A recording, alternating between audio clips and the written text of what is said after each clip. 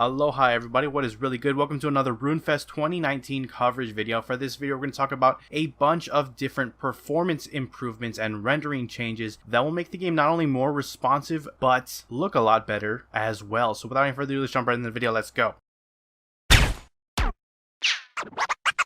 Cats is the illest. What you talking about, Willis?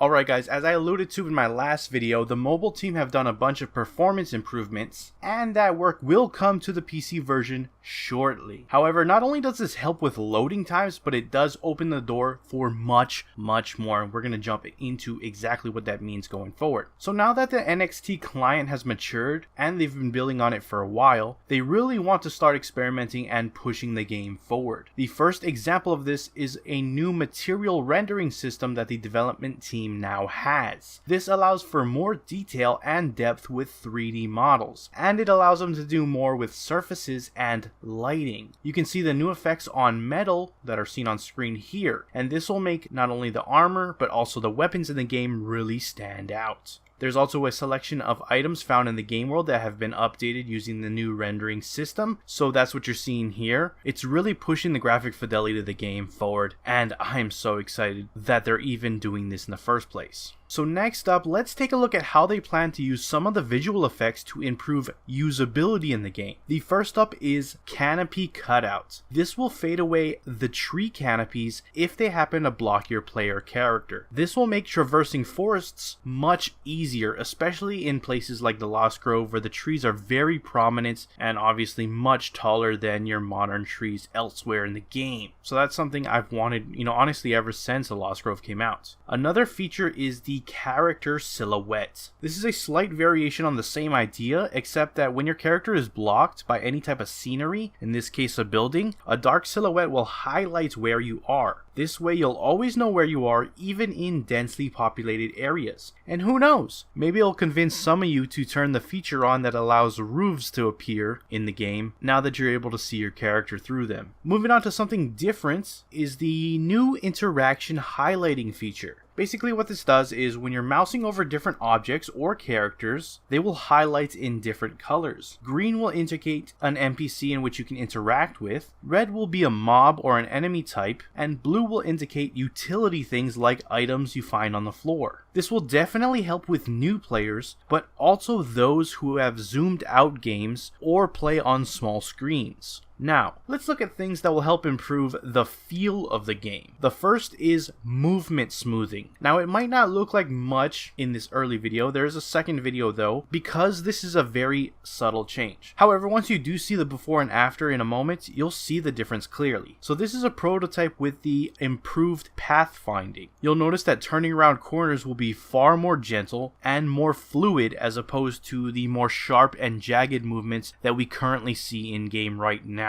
This really helps with the immersion of the game and make it feel like your character is really traversing through the world. Now the next two things and the final things I want to talk about for this video, I gotta put a caveat out there. They're very experimental prototypes, which means that not only do these not have release dates, they don't know if they ever will. So keep that in mind, it's very important going forward. And for these updates, they are trying to take up the challenge of making the game more responsive. They're exploring ways to eliminate lag from the game altogether, as much as they obviously can, So anyways, the first thing is, as you can see on screen, the instant you click on the ground, your character will move and there is no delay. You don't have to wait for the message to go from your client to the server and back. That is because the game is predicting your path, moving you instantly, and the server and client synchronize as you move along. You'll notice in this debug that there are two green boxes under the character. The one directly beneath the character is where your client recognizes that you are in the game world. The one trailing behind is where the server says you are. And the gap between these two squares represents the lag from your internet connection as well as the speed of the server tick. So these updates plan to close that gap as much as possible. Now that said, let's talk about the server tick. RuneScape has one of the slowest tick rates of all time, and many players wanted it increased. This is the portion of the presentation that I am most excited about and I hope they make this a priority. So here is footage of combat working with a higher tick rate. More specifically, this tick rate will be 6 times faster than what is currently in-game. That's obviously still much slower than, your standard games, but it is a massive improvement for RuneScape, to say the least. So when they did this test and increased the tick rate 6 times faster, it seemed to work well enough. And Jagex said that it does make the game feel much more responsive. So those are very good things to hear. Again, I really hope that they decide to take this improvement seriously and push into further development. That said, I must remind you guys again that these two, the instant moving and the faster tick rate, are very experimental at this point and may never make it into the game. That in mind, let me know which of these you are most hyped about for the future of the game. It's obviously the tick rate for me, but I'd love to hear your guys' thoughts. Anyways, that pretty much wraps it up for this portion of the presentation, showing off various different performance upgrades to the game, not only visual, but on the player end in terms of responsiveness going forward. So I'm going to wrap up the video there. If you liked it, hit that like button. If you're not subscribed and you want to stay up to date on all things RuneScape related, then hit that subscribe button. Anyways, I appreciate you watching. I am out. Aloha.